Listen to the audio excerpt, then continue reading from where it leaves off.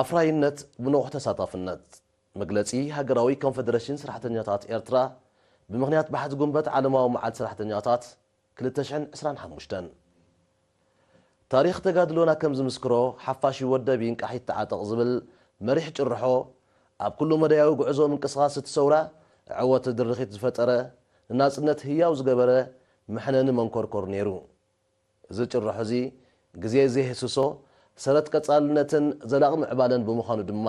ድሕሪ ናጽነት ኤርትራውን ኣብ ኩሉ ሜዳታት ልምዓታዊ መደባት ፍቱን መድሃኒት ኮይኑ ይቕጽል ኣሎ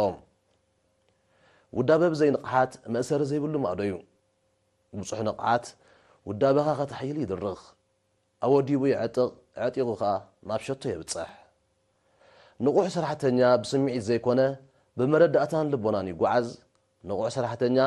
ንሕሉፍ ይግምግም ንህልው እዋኑ ይግንዘብ ንመጻኢኡ ብመቐን ራእዩ ይስእሎን ይኸዶን ንቑሕ ዓያይ ዜጋ ጎይታ ኩነታቱ ደኣምበር ግዙእ ኩነታቱ ክኸውን ንነፍሱ ኣይፍቅደላን ኤርትራዊ ሰራሕተኛ ጌና ዘመናውነት ካብ ዝለበሰሉ ዘመን ጀሚሩ ነዚ ብቕዓት እዚ ኣረጋጊጽዎ እዩ ኣብ ትሕቲ መግዛእቲ ኮይኑ እናፍረየ ስለ ሃገሩ ሓሲቡን ጨው ፈርዩን ሞያዊ ብቕዓትን ንቕሓትን ብምውናን ኣብ ፖለቲካዊ ማሕበራውን ቁጠባውን ገስጋስ ሃገሩ መሪሕ ተራ ተጻዊቱ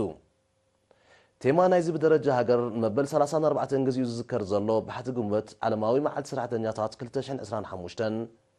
ኣፍራይነት ብንቑሕ ተሳታፍነት ተባሂሉ ክስመ ዝኽኣል እምበኣር ንመዘኻኸርን ንምስክርቶም ኣብ በበይኑ መድረኻት ጉዕዞ ሃገርነት እጃሞም ዝገበሩ ስለ ሃገር ዝገብሩን ህይወቶም ዝወፈዩን ጌናውን ዝውፍዩ ዘለውን ኤርትራውያን ሰራሕተኛታት እዩ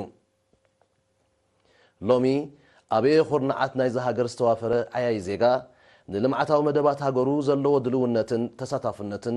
ብንቕሓት ኣሰንዩ የሰጉመሎ ትምህርቲ ስልጠናን ተመክሮን እናበሰለ ኣብ ሕርሻ ጥዕና ትምህርቲ ህንፃን ካልእ መድያት ልምዓትን ሃገሩ ንቑሕ ተሳተፉን ኣፍራይነቱን እናመስከረ ንመጻኢ ወለዶ ረዚኑ ውርሻ እናገደፈ ዋጋ ይኸፍል ኣሎ ስለዚ እዚ ቴማ እዚ መዘኻኸሪ እዩ ተሳታፍነት ኣብ ዕዮ ብንቕሓት እንተዘይተሰንዩ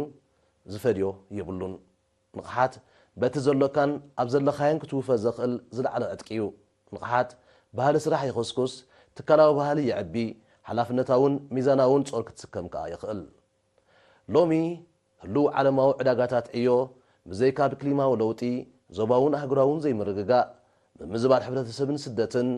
ብቕልጡፍ ምሕየሻን መሃዝነትን ቴክኖሎጂ ዲጂታላይዜሽን ኣርቲፊሻላዊ ብልሒ እናተበድሀ ይኸይድ ኣሎ ሰራሕተኛታት እግሪ ምዕባለ እዚ ዝተጠቕሰ ሓይልታት ለውጢ ክስዕቡ ከዓ ኣቕርቦትን ብቑዕ ትምህርትን ሞያዊ ስልጠናን ወሳኒ እዩ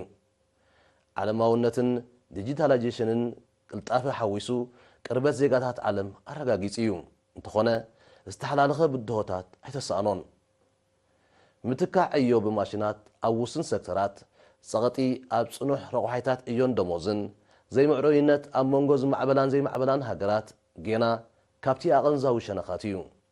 እዚ እውን እቲ ካልእ ብንቕሓት ክምለኽን ክስገርን ዝግባእ ዓለማዊ ብድሆታት እዩ ሃኮስ እምበኣር በዚ ክቡር ዕለት እዚ ንኹሎም ሰራሕተኛታት እንኳዕ ናብዚ ታሪኻዊ መዓልቲ ብፅሓኩም ይብል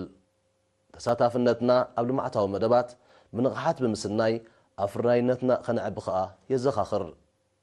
ዕድመ ንባሕቲ ጉንበት ዓለማዊ መዓልቲ ሰራሕተኛታት ዘለኣለማዊ ዝኽርን ሰማዕታትና ሃገራዊ ኮንፌደሬሽን ሰራሕተኛታት ኤርትራ